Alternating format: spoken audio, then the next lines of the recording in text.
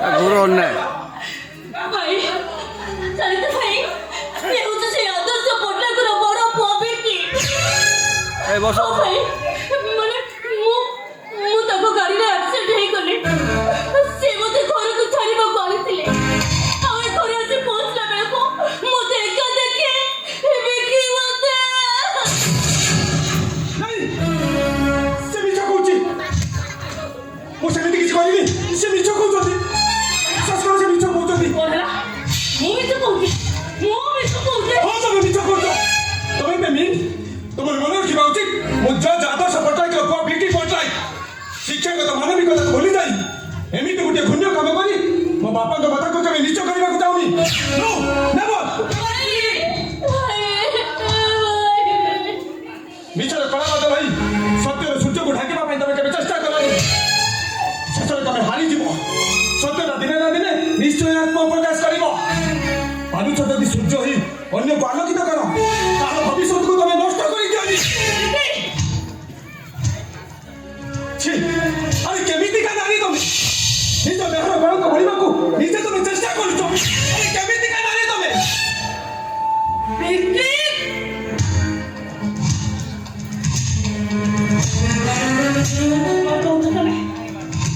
ତମେ କହୁଛ ମୁଁ ଯାହା କହୁଛି ମିଛ।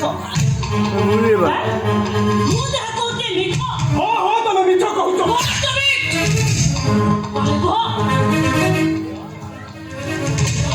ଏ ମୋବାଇଲଟା ମିଛ। ଏ ମୋବାଇଲରେ ଉଠିଥିବା ଫଟୋ ଗୁଡାକ ସବୁ ମିଛ। ଏ ମୋବାଇଲରେ ରେକର୍ଡିଂ ହୋଇଥିବା ଭିଡିଓ ଗୁଡାକ ବି ମିଛ। Mobile, photo, video. ହଁ, এই দেখো নাকি এ মোবাইলে রেকর্ডিং হইতে ভিডিও গুড়াক ভালো ভাবে দেখো।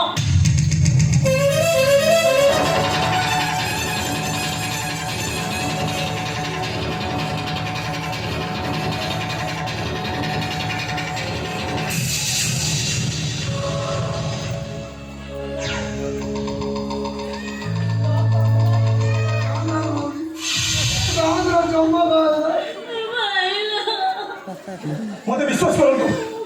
ମତେ ବିଶ୍ୱାସ କରନ୍ତୁ। ଏସବୁ ବିଷୟ ମୁଁ କିଛି ଜାଣିନି। ସେ ଯାହା କହୁଛନ୍ତି ସବୁ ମିଛ କହୁଛନ୍ତି। ଜୀବନକୁ ତୁ ନଷ୍ଟ କରିଦେଲୁ। କଣ କହିଲୁ? ମିଛ କହୁଛି। କଣ କରୁଛି ଖାଲି ଯୋଉଟା କଥାବାର୍ତ୍ତା ଯୋଉ ଭାଇ କଣ କରୁଛି ଦାଦା? ଆଖି ଦେଖି ଦିଆ କଥା କଣ ମିଛ? ଆରେ ମୋବାଇଲରେ ଥିବା ଫଟୋ କଣ ମିଛ? ମୋବାଇଲରେ ଯୋଉ ଭିଡିଓ ରେକର୍ଡିଂ ହୋଇଥିବ ଏଇଟା ବି ମିଛ। ମତେ ବିଶ୍ୱାସ କର, ତ କହିଲେ ଏସବୁ ବିଷୟରେ ମୁଁ କିଛି ଜାଣିନି। ମୁଁ ତତେ ଛାଡ଼ିବିନି। ଆଜି ନ୍ୟୁଜ୍ର ଅନଲାଇନରେ ବଡ଼ ବଡ଼ ଅକ୍ଷରରେ ଲେଖୁଛି। ଆମ ନିଜ ଖବର କାଗଜରେ ହେଡଲାଇନ୍ସରେ ବଡ଼ ବଡ଼ ଅକ୍ଷରରେ ଲେଖି ମାନ ସମ୍ମାନକୁ ମାଟିରେ ମିଶେଇ ଏବେ ମୋ ପୁଲିସ ଷ୍ଟେସନ ଯିବେ, ଥାନାରେ ରିପୋର୍ଟ କରିବେ। ଆଉ ପୁଲିସ ଆସି ମୋତେ ଘୋଷାଳି ରାସ୍ତାରେ ନେଇଯିବ। ତାପରେ ତୋ ଘରର ମାନ ସମ୍ମାନ ସବୁ ମାଟିରେ ମିଶିଯିବ। ନାଇଁ, ମୁଁ ଆପଣଙ୍କୁ ହାତ ଯୋଡୁଛି। ଆପଣ ସେମିତି କିଛି କରନ୍ତୁନି। ହାତ ଯୋଡୁଛି। ମୋ ବାପା ଜାଣିଲେ ମୁଁ ଟିକେ ବାଟ ଚାଲିପାରିବିନି। ମୋ ବାପା ସୁଇସାଇଡ୍ କରିଦେବେ। ମୁଁ ତମକୁ ହାତ ଯୋଡୁଛି। ମୁଁ ତମ ଗୋଡ଼ ତଳେ ପଡୁଛି।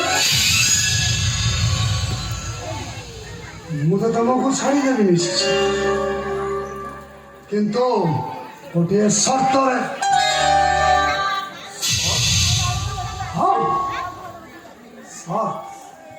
ଆଉ ସେ ସର୍ତ୍ତଟା ହେଲା ତମେ ମାୟାକୁ ମ୍ୟାରେଜ କରିବ।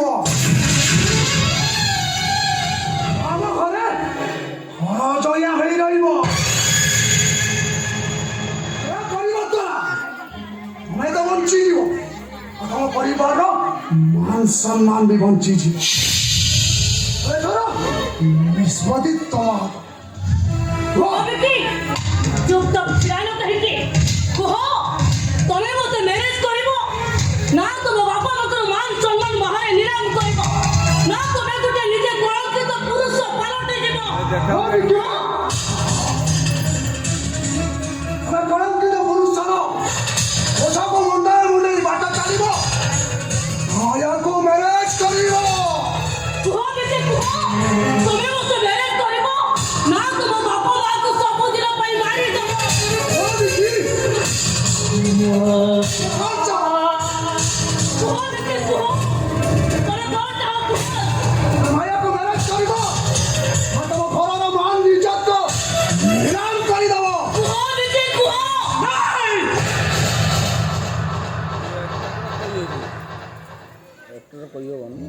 तुमको मैरेज करी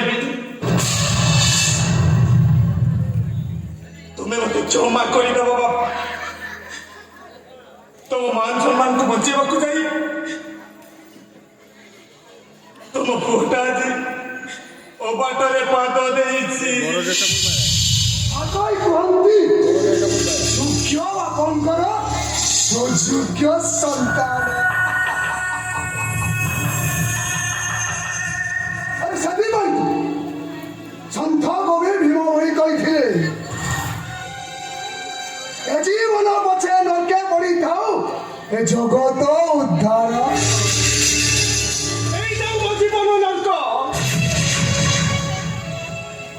লিবি যাও মার সব ভবিষ্যৎ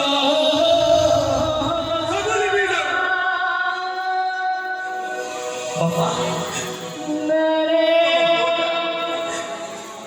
ତମ ପୁଅଟା ଆଜି ପରିସ୍ଥିତିରେ ଦାସ ପାଲଟି ଯାଉଛି ତମେ ମତେ କ୍ଷମା କରିଦବ କ୍ଷମା କରିଦବ ଶୁଣ ଆସନ୍ତା ତିଥିରେ ତୁମର ମାୟା ସହିତ ମ୍ୟାରେଜ ହବ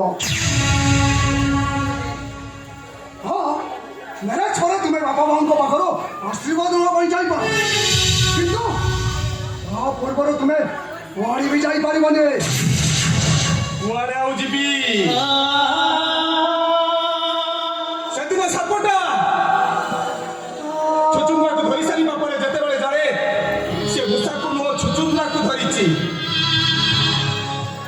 ଗିଳିଦେଲେ ସବୁଦିନ ପାଇଁ ବିଚରା ସାପଟି ମରିଯିବ ଆଉ ଛାଡ଼ିଦେଲେ ବିଚରା ସାପଟି ସବୁଦିନ ପାଇଁ ଅନ୍ଧ ହେଇଯିବ ଆଉ ସେତେବେଳେ ସାପଟା ସେତେବେଳେ କଣ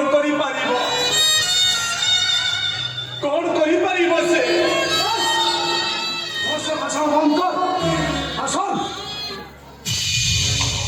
ଆସନ୍ତା ତିଥିରେ ମାୟା ସହିତ ତୋର ମ୍ୟାରେଜ ହଉ ତା ପୂର୍ବରୁ ତୁ କୁଆଡ଼େ ବି ଯାଇପାରିବୁନି ହେ ମାୟା ସିକ୍ୟୁରିଟି କହିଦେବ ବିକି ଯେମିତି ବାହାରକୁ ଯାଇ ନପାରେ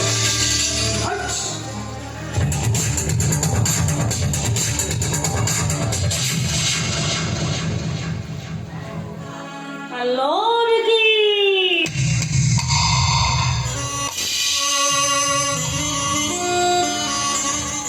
ତମେ କଣ ଭାବୁଛ ମୋ ଫଟୋକୁ ତମ ମାନସ ଫଟୋ ସହିତ ଯୋଡ଼ିଦେବ ହେଲେ ଆଜିଠାରୁ ତମେ ତମ ବାପା ମାଆକୁ ଭୁଲି ଯିବ ମା ହଉଛି ସର୍ବସ୍ୱାଧୀନ ମା ହଉଛି ମଙ୍ଗଳମୟୀ ମା ହଉଛି କଲ୍ୟାଣମୟୀ ମୋ ମା ହଉଛି ମୋ ପାଇଁ ସ୍ୱର୍ଗ ମୋ ମାକୁ ମୁଁ ଗୋଟାଏ ମୁହୂର୍ତ୍ତ ବି ଛାଡ଼ି ବଞ୍ଚି ପାରିବିନି ହେବେ କି ହେଇପରେ ତମ ମା ତମ ପାଇଁ ସ୍ୱର୍ଗ ତମ ମା ବାପା ତମ ପାଇଁ ଜୀବନ ହେଲେ ତମର ଗୋଟିଏ କଥା ମନେ ରହୁଛି ତମେ ହଉଛ ଏ ଘରର ଘର ଦଇଆ ତମେ ଠିକ କହିଛ ନନ୍ଦେ ଠିକ କହିଛ এই এই যে ତମ କଥା ମୁଁ ନିଶ୍ଚୟ ବାହାର ରଖିବି। ଖାଇ ଦେଇବୁନି ଏ ଘରେ ମୁଁ ଘର ଦୁନିଆ ହେଇ ରହିବି আর দেখতে বাহার খাইয়া পিয়া হবে তো শুইবে ହେଲେ ମାୟା ଆରେ ସତରେ ଯେତେବେଳେ ମିଛରେ ପ୍ରତିଯୋଗୀ তো କରିବ খাইয়া পিয়া ସେତେବେଳେ ତମେ চিকেন হবো ନିଜକୁ ସାମ୍ନା କରିପାରିବ ତ হাট তোমারে তোমারে তমে মতে ধমক